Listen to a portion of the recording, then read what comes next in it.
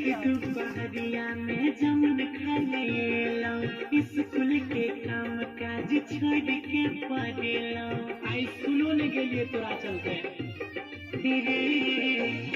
दुपहरिया में जमुन खा लेलो, स्कूल के काम काज छोड़ के पढ़ेलो।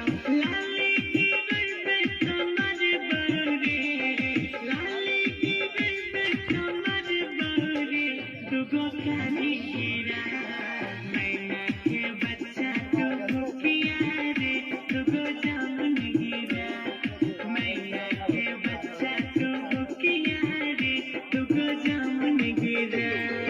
जल्दी गिरा न तो मारबो।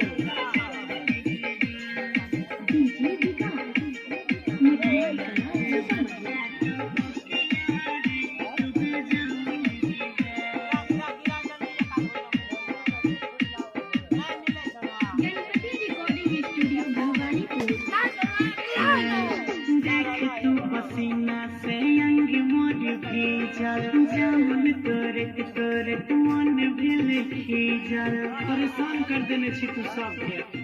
रे महीना देख तू पसीना से अंग मोर भीजल, जामुन तोरत तोरत मन भेल खीजल। गौरव कहू कांग तोरा बारे, अजय कहू कांग तोरा बारे, बेटा जल्दी से आ, मैना के बच्चा तू भूखिया रे, दुगो जामुन गिरा।